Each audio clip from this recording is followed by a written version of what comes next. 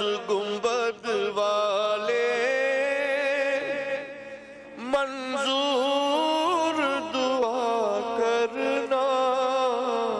یہ کلام معروف قوال امجد صابری کا آخری کلام تھا جو انہوں نے سما کی سحری ٹرانسمیشن میں پڑھا تو ہر آنکھ اشک بار ہو گئی. امجد صابری نے کراچی کے معروف قوال گھرانے میں آنکھ کھولی. انہوں نے قوالی کی ابتدائی تربیت اپنے والد غلام فرید صابری سے حاصل کی. والد غلام فرید صابری کے انتقال کے بعد امجد صابری نے والد کی گدی سنبھالی.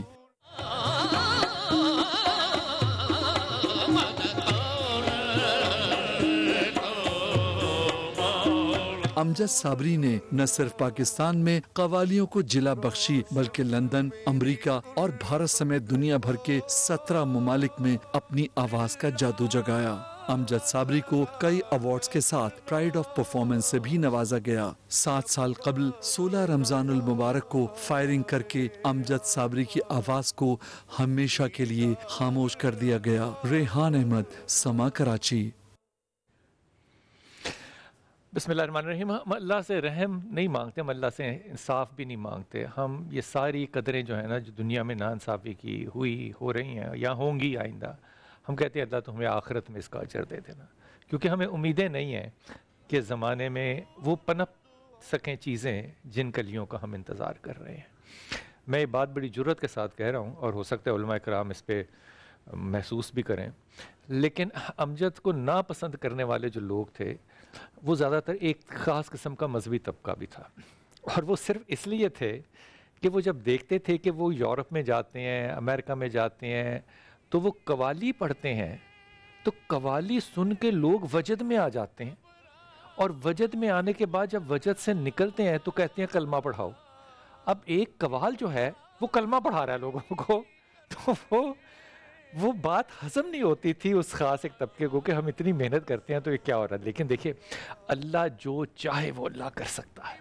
میں اس بات کا شاہد ہوں، حنیف بھائی آپ کو ہدیہ کر رہا ہوں، میں اس بات کا شاہد ہوں کہ امریکہ میں ان کے پروموٹر تھے، انہوں نے ان کو لاکھوں ڈالر جو ہیں وہ کیش میں دیے. یہ اچھے زمانے تھے، کوئی منی لانڈرنگ کے چکر نہیں ہوتے تھے. تو وہاں پہ پنجتن پاک کا کلام پڑھا جا رہا تھا تو یہ دیتے رہے. ان کو میں نے کہا امجد باز آ، نہ دے اور ٹھہر جا، واپس گھر لے کے جانے. کہتا ہے مجھے نہ روکو، ان کو روکو. واہ واہ واہ، مجھے کیوں روک رہے ہو، ان کو روکو.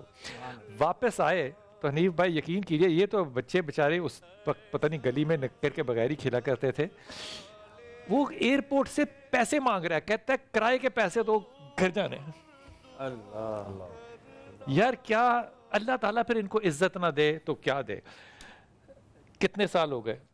7 سال، 7واں سال. 7واں سال جا رہا ہے. 7 سال میں کیا فرق آیا، کیا دیکھا؟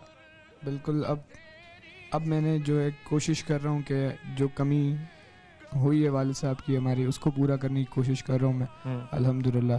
لیکن ایک جو میرا دل میں بات آتی ہے نا کہ مجھے جو پرسنل میرا یہ ہے کہ اوپینین کہ اگر وہ ابھی ہمارے ساتھ ہوتے نا تو پھر ہم ان کے ساتھ مل کے پڑھ کے اور ہمیں کچھ سیکھنے کا موقع ملتا ہے. بس اس چیز کو میں نا ریسنٹ ٹائمز کے اندر بہت زیادہ ریوائنڈ کر رہا ہوں، بہت یاد آ رہی ہے یہ چیز. وہ ہیں ساتھ آپ کے، کیونکہ شہید کبھی مرتا نہیں. یہ بات ہے کہ ہماری آپ تو بہت ہی چھوٹے تھے جی، اس ٹائم مس کرتے ہو بہت.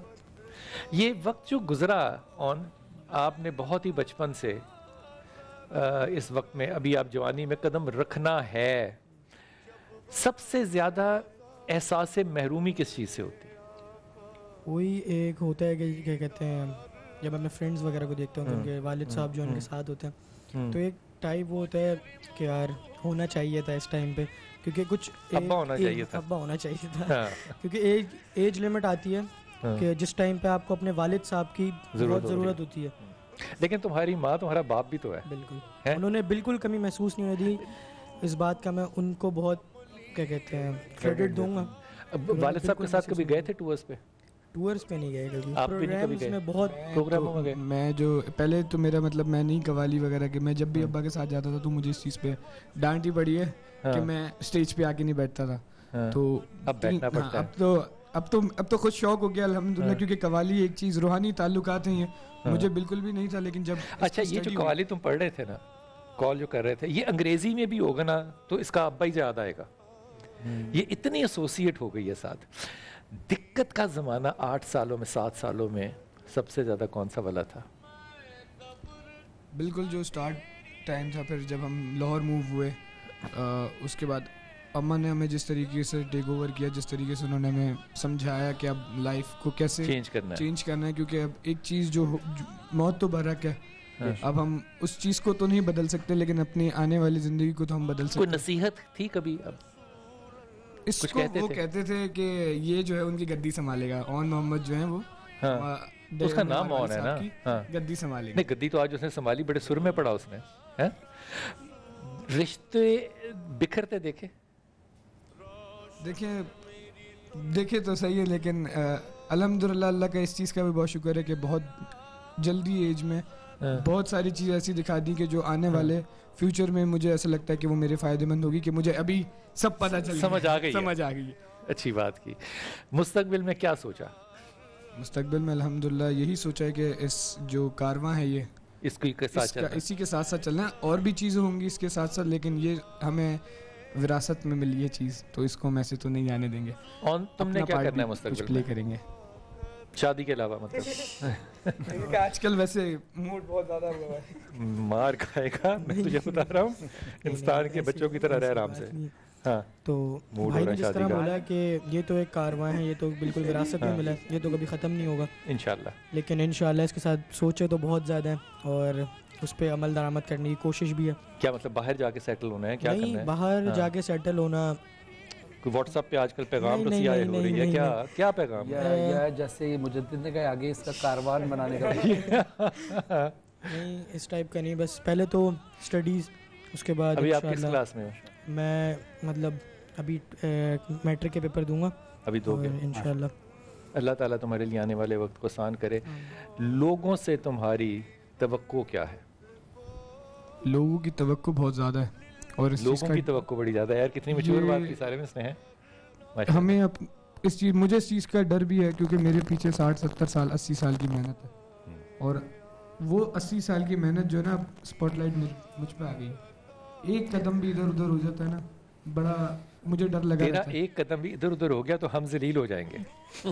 کوشش میری یہی ہے کہ نہیں ہو وہ قدم نہ یوں اٹکی ہوئی ہے. نہیں انشاءاللہ کوشش کر رہے ہیں ہم, ریاضت جو بزرگوں نے بتایا. ماشاءاللہ بلال بھائی, جو ہم نے مجدد کو پہلے سال سنا تھا, امجد بھائی کی شہادت اور اب دن بعد ہی, اور اب میں بہت زمین اور آسمان کا فرق ہے. میں آپ کو ایک اور بتاؤں مکافات عمل. حسان بن خورشید احمد صاحب کے, خورشید احمد صاحب کا جب انتقال ہوا تو بہت مشکل وقت ہوتا ہے اس وقت بچوں کو پروموٹ کرنا. تو امجد صابری کو, امجد صابری صاحب نے حسان بن خورشید کو پروموٹ کیا, اور پھر مکافات عمل یہ ہوا کہ جب امجد صابری صاحب کی شہادت ہوئی تو طے ہو رہا تھا کہ اب جج کی سیٹ پر یہاں پر ہمارے ساتھ جہاں امجد صابری بیٹھتے تھے وہاں کون بیٹھے گا. حسان بن خورشید کی آواز آئی کہ بیٹھے گا تو مجدد بیٹھے گا. یہ ہے مکافات عمل. مجدد کبھی پریشر تو نہیں فیل ہوتا؟ اب مزہ آنے لگا ہے, اب مزہ آنے لگا ہے, اب اچھا لگنے لگا ہے, کیونکہ بزرگان دین کے بارے میں پتہ لگا ان کے. اب ایسا لگتا ہے کہ ہم جو ہے وہ میسج جو ہے نا تھوڑا بہت صحیح اپنے انداز کے اندر پیش کر رہے ہیں, جو قوالی کا اصل میسج ہے وہ دنیا تک پہنچانے کی ریس میں ہم بھی نکل پڑے. اللہ تجھے سلامت رکھے. اور لیکن یہاں پہ آغا کا ذکر, آغا پیچھے بیٹھے ہیں مہمانوں میں, ان لوگوں میں سے جن کی زندگی جو ہے وہ ان کے والد کی خدمت میں گزری ہے, چاہے وہ پان ہو, چاہے سگریٹ ہو, چاہے دعا ہو, وہ ان کی زندگی میں گزری ہے. بہت شکریہ.